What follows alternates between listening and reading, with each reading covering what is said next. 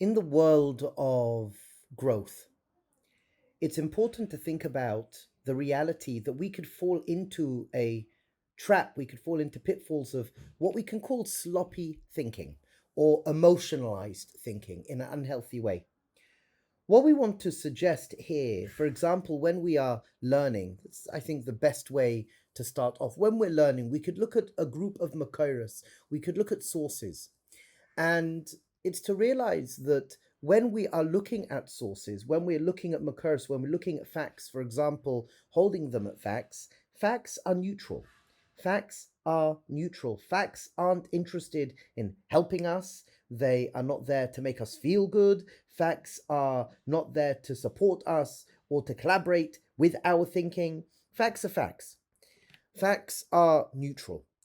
And this is something deeply important to think about because what happens for so many people is the analogy that Rabbi Yitzchak Isaac Shapiro would give is they throw their dart and they draw a dartboard around their dart. So what's meant to happen is that we have the dartboard and we throw the dart and wherever it lands, it lands. When we're learning, when we are weighing up the material in front of us, it's important to realize I can get personally involved. So I've got my way of thinking, and then I find sources, and those sources back up my way of thinking, where really maybe those sources aren't saying that. Smart thinking isn't always comfortable or nice.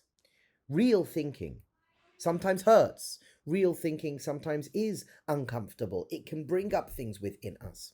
I remember speaking to a group of people, and we're speaking about how, Am Yisrael in this and this time had slaves. Yes, they did. Or, for example, when they came into Eretz Yisrael, they got rid of everyone who was there in Eretz Yisrael. Yes, they did. Or, for example, sometimes how HaKadosh Baruch Hu is horrible to us. He's nasty to us. He's angry or jealous. Yes, HaKadosh Baruch Hu is. Now, the Nakuda is how do you take that?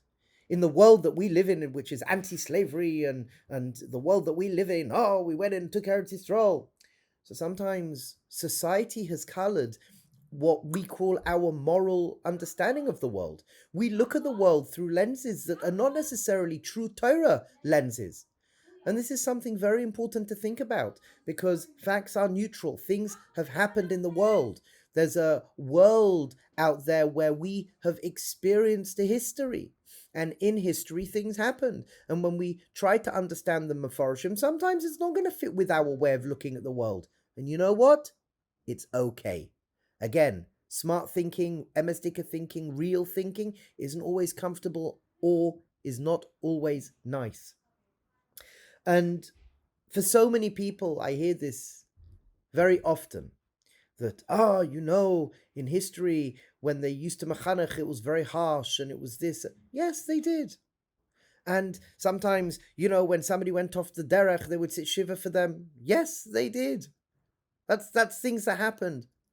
And the fact that when we are recognizing things that have happened in the past or things that have happened, throughout the years and Makoris on pages, again, that which happened is neutral and I can meet it emotionally.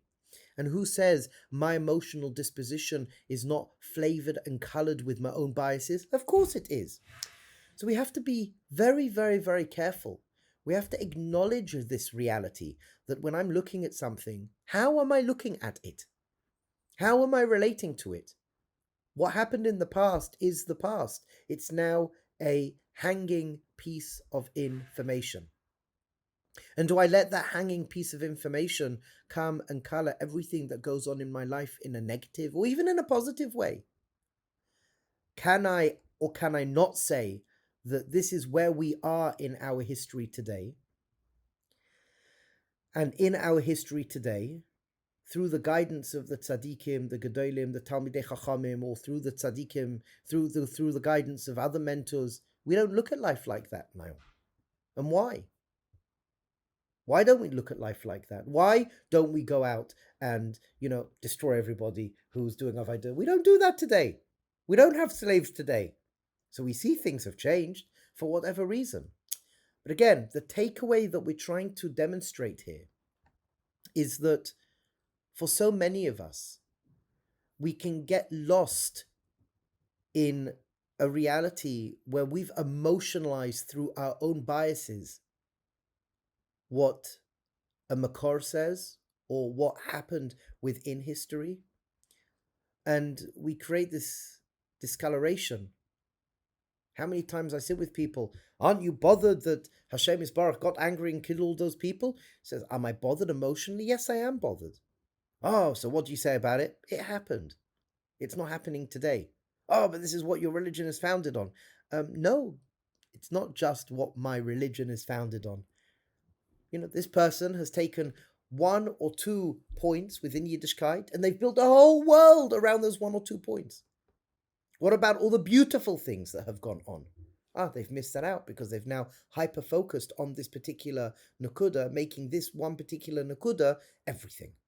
But we see that is not true. So we have to be ever so careful. Whatever we are looking at, there's context.